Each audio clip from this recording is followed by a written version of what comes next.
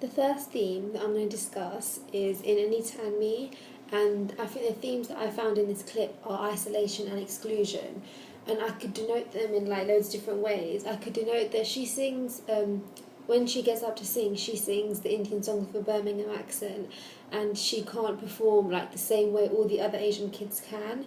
And when she does perform, she tries to do a short story, which to her she thinks is okay, but to all the Indian people around her, they find it really shocking because it's about the way a lady looks and things that Asian people would find inappropriate. So this kind of singles her out and isolates her from all the other people there in the group, because all the other kids, when they performed Asian dances and Asian rituals, which were much more stereotypical of what like the Asian parents expected from them. This connotes that she's adapted more to the area that they live in, and she's actually socialised with people in that area instead of sticking to their own groups, which is what the other family have done. I can also denote that she's brushed away every group she goes to. So when we see the scene, she goes to the ladies in the kitchen and is told to go away to the uncles. She goes to the uncles and is told to go away again to the children. It's like she's isolated and excluded from everyone. Nobody really wants to include her in it, which kind of connotes that she is alone, she's different from everyone, and she can't be accepted into any group of people. At the end of the clip, she says, she's talking about how she likes the song and where she learnt it from, and she says, I could just shag the arse off of it. This happens at 4:39 in the clip, and this singles her out even more because nobody of the Asian ethnicity is actually used to that language, so everyone's shocked, and this is followed by a series of close-ups of the adults with a very shocked expression on their faces.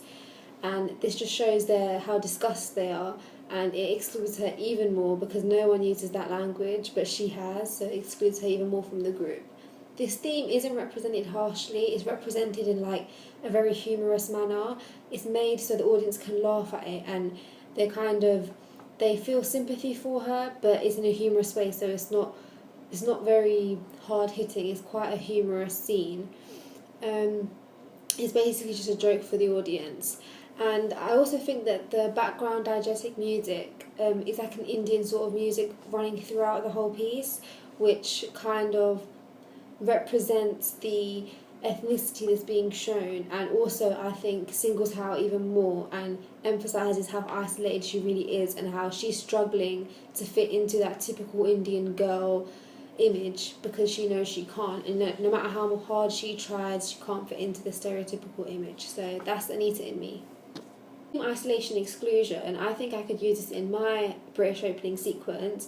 I could, for example, the person wouldn't have to be from an Asian background. I could have someone who's come from London and they moved to the north of England and they struggle to fit in there with all the people, with the accents, because they have a British London accent and everyone else is different.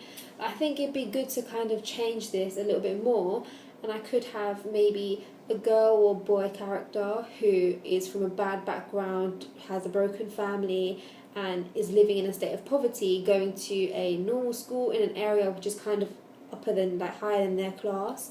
And I think that this would be very good because it would kind of show two themes in one. I could show isolation and poverty because they would be isolated because of their poverty, and I think that this would be a good theme, and I think it's already quite common in British social realism, and I think I'd like to explore that if I was to use this theme.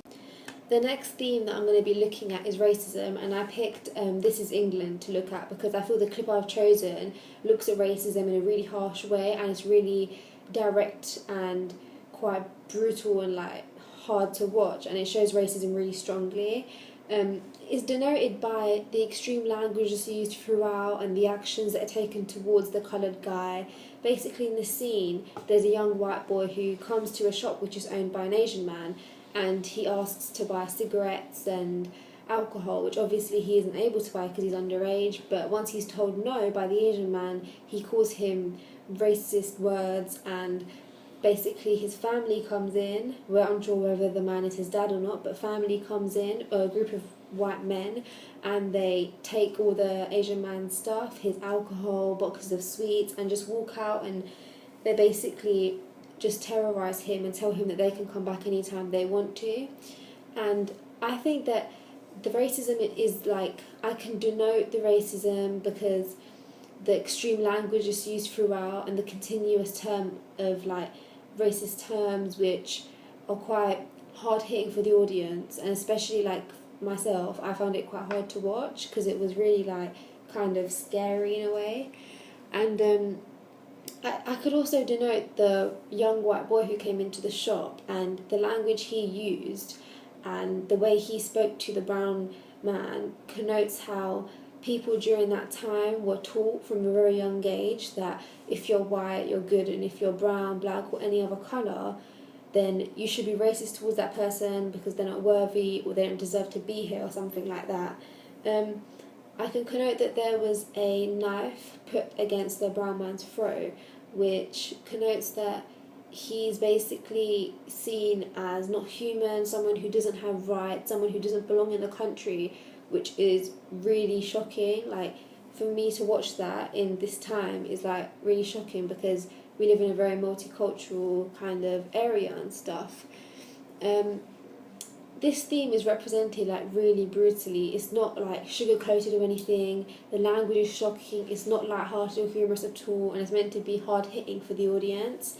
And I think that the close-ups of the coloured man's face, the owner of the shop, they kind of emphasised how he felt in that moment because he was basically put to the ground, made to feel this small, and like the racism like portrayed in there was really strong. So that, I think this is England, that scene, it's just like you can connote from it the language that was used, even the physical way they treated him. They barged in there, they put a knife against his throat, and all of this connotes how they are so racist to him and they believe that they're so right in what they think when really it's just really absurd. So yeah, this is England for racism. Most British social realism films look at racism the same sort of way by having a corner shop which is stereotypically owned by an Asian man, and then there's a group of youths who come into the store and either steal, like commit petty crimes or something like that. And I think that this idea I could use in my own British social realism opening sequence. So I could have, because the area we live in, there's so many corner stores owned by Asian men, which for the stereotypes, I think that I could easily use this idea in my own work, but I could also change it. So if I wanted to explore racism, it doesn't have to be in a shop. I could explore it in a school or online. I think online would be a good idea because we could have a girl, say, who has a blog where she writes about her religion and stuff, and I was thinking of having kids at school who bully her because of this and bully her because of her religion. So I think that would be a good idea, and that's how I would interpret racism to join it into my opening sequence. The next theme I'm going to be looking at is petty crime and corruption of youth, which I found in Sket. I'm going to be discussing two themes because in this one clip I found two themes, which I think was quite clever. At the beginning, at 16 seconds, I could denote a girl and a group of other girls around her standing outside an estate or block of flats, and this is a very stereotypical location for British social realism films, and this kind of connoted to me that it was going to be corruption of youth because of the way they were standing in a circle, connoted that they were in some group or alliance or gang, which is when there are gangs, it's usually corruption of youth as the theme. Their costume also told me this, as they were wearing the stereotypical costume of joggers and hoodies and unbranded clothing. Nothing was rather expensive, which kind of told me that it was going to be corruption of youth. I can also denote the girl running into the shop and stealing money out of the till, which connotes to me that the theme is petty crime, as this is seen as petty crime. Stealing is quite common in these films, and as she had been pressurised, she'd been put under peer pressure from the girls around her, she committed the crime, which is quite common as well for British social realism. I could also denote the girls at the beginning of the clip telling her that if she does this, she can stay with them in their gang, and I feel like this is the corrupted youth talking to the uncorrupted youth, and they're basically influencing her, influencing the good to join them, and using their power as a group, that saying that if she joins them, she'll be safe. So I think this was quite interesting as well. But the whole themes are represented very casually, and the audience are made to feel sympathy towards the girl who's made to steal, because we can tell from the close-ups of her eyes, which are wandering around, and her body language, that she doesn't want to steal and she doesn't want to be a part of them, but she's made to feel like she has to. The themes are also represented in quite an intimidated way, and we're made to dislike all the other girls for intimidating her, and her, like, the body language overall and everything portrays to the audience her nervous feelings. If I was to use petty crime in my film, I don't think I would use stealing, because I feel like this would be hard to film. As I don't have any family members or someone who owns a shop, it'd be hard to try to film stealing from another shop. So I think I would use petty crime, but I would do a different petty crime, for example, vandalism. I feel like it'd be quite good to have maybe a group of kids, a gang maybe, which would represent corruption of youth as well, and have them vandalising on walls or something, something like that instead of theft.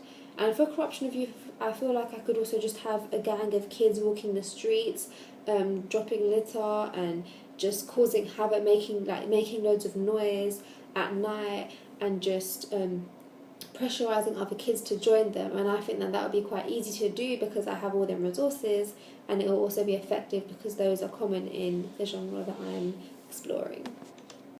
I also looked at a film called London to Brighton, and the theme I found in here that was represented quite strongly was a childhood, but more importantly the lack of a childhood, the absence of a childhood. And basically the girl in there, the young girl, has a deprived childhood as her mother tries her best to care for her, but unfortunately she's unable to do so in the circumstances they're in. I could denote a young girl being pulled into a bathroom quite sharply as there's thudding outside and people trying to get in, which has been heavily vandalised. The walls, the windows, the mirrors, they've all got graffiti scrawled all over them, and it's dirty. It doesn't look like a safe environment. And the girl also has marks on her face, which I think are blood, and her mum's continuously rubbing at them, trying to get them to come off. And all of this connotes to me that they're in a very bad situation. Either the girl's been beaten or the mum's been beaten because of her swollen eye, and the blood has gone on to the child. This connotes to me that they're going through a very hard time, and it also tells me that the girl isn't going through what she should be at her age. Not that anybody should be going through it, but it's very unusual for her age. Girls at that age should be at home at this time. The film also tells me, it's 3 o'clock in the morning. This is very unusual. She should be asleep right now, and the situation she's in is very shocking for the audience. Also, as it's 3 a.m, her mother tells her that she's going to get food, and I find this shocking as this connotes that they have no structure to their life. They don't choose when they get to eat or where they get to eat, and she's forced to sit alone in a cubicle in a very dangerous place that does not look safe and protected by herself. This also connotes to me that her mother is a single parent and is unable to have someone to look after her. They're alone, and it kind of tells me they're on the run as they're having to hide in a cubicle, which tells me they have no home. And this is basically, the girl has no childhood. She has nothing. Like, there's no joy or anything. You can tell they don't have any belongings. She has no toys, which is very unusual. Also, towards the end of the scene, I can denote the girl begging her mum, saying, "Please, will you come back? Promise me."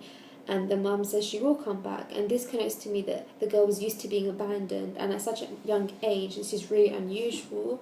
It connotes that her mum has abandoned her before, and she's expecting it to happen again.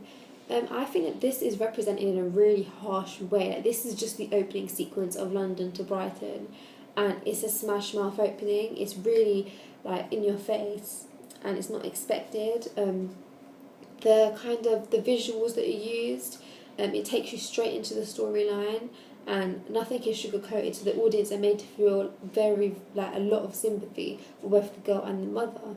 If I was to use deprived childhood in my opening sequence, I feel like I could use it quite well, because as I have younger siblings and cousins, I could have them maybe in a room in my house, which is quite, just take all the belongings out of it, make it look bare, and have them in there, and then film them maybe alone or trying to make their own dinner or something. So basically, it will look like their parents aren't there and they're having to fend for themselves. I could also have deprived childhood as maybe I could have a mother of, like, I could have my mom or an aunt or someone sitting at a sofa, and they could be mentally ill or ill themselves, and the child is having to look after them, which I think would be quite hard hitting for the audience to see a child who should be getting looked after having to look after their mother, father, aunt, whoever it is, because they're unable to look after themselves. I think that would be quite effective, as it will it'll be emotional, and it'll make the audience feel sympathy for both the mother or the adult and the child. So that's how I would use childhood. Another theme I looked at was sexuality, and I looked at Billy Elliot for this one. And I think that the scene I chose shows sexuality in it's not very direct. Like, there's no words of lesbian, gay, homosexual, homophobia used throughout the whole scene, but it's hinted at throughout, and the audience are made aware of this. I can denote that there's at the beginning a class of ballet girls and one boy in the middle of them, and then a man comes in and he shouts, "You out now," and he's quite stern, and the close-up exaggerates how angry he is. This connotes that obviously the dad is shocked to see his son dancing ballet with all these girls, and obviously the boy he stands out straight away, so we know that he's talking to him. And this immediate thought that's running through his mind is that, is his son gay? What's his son doing? Why is he dancing in ballet? But the audience, this isn't said through dialogue, but it's what the audience is made to think through the dad's expression and the way he speaks. I can also denote that Billy Elliot cannot understand what's wrong with ballet. His gran, who's sitting at the table, also says that she done ballet, and his dad's saying, "See, look, your gran done ballet and she's a woman." And Billy Elliot still refuses to understand why there's a problem, which kind of connotes that Billy Elliot, he's just unaware of, like, what is the problem with ballet, and he doesn't understand, like, what's going on or what the problem is. His dad even tries to hint to him that he thinks he's gay, and this represents his dad as a homophobic person, I think, because he's so against his son doing ballet because he fears it will turn him gay, when really that's just what his son enjoys doing. And his dad also tells him to do boxing or wrestling or anything else, just not ballet, which Billy Elliot takes no interest in. So although I think that Billy Elliot isn't gay because he just enjoys ballet, he just enjoys dancing, this could also hint that he actually is gay. Maybe he just is gay and he just likes ballet. But all the audience is left unaware about whether he's gay and enjoying ballet, or whether he's not gay and just enjoys it still. But I think that sexuality is represented it feels like during this time it was quite a taboo subject. They didn't really want to say much about it. They were unaware about it. There weren't many gay people, so it's not represented quite harshly. There's no language. There's no bad language, which is kind of harmful or quite shocking in this scene. It's very kind of silent on the down low, and it's only hinted at throughout. It's not very direct at all. If I was to use sexuality in mine, I think I could even use sexuality doesn't have to be just about gay people or lesbian people. It could be about first love, which I think would be quite interesting to explore. So I could have, as I am in year 12, there are many people in years below me who I could use for this, like my younger brother, for example, and his friends. And I could have maybe, as my brother's in year 9, it'd be good to have, because people around that age usually get their first love. So I could have a girl and a boy who are having their first love, maybe their first kiss, and I could explore that, and that would help me get my theme of sexuality across, because it's their first love, and I could have them going on a date or something like that. And I think that would be quite a good way to explore sexuality.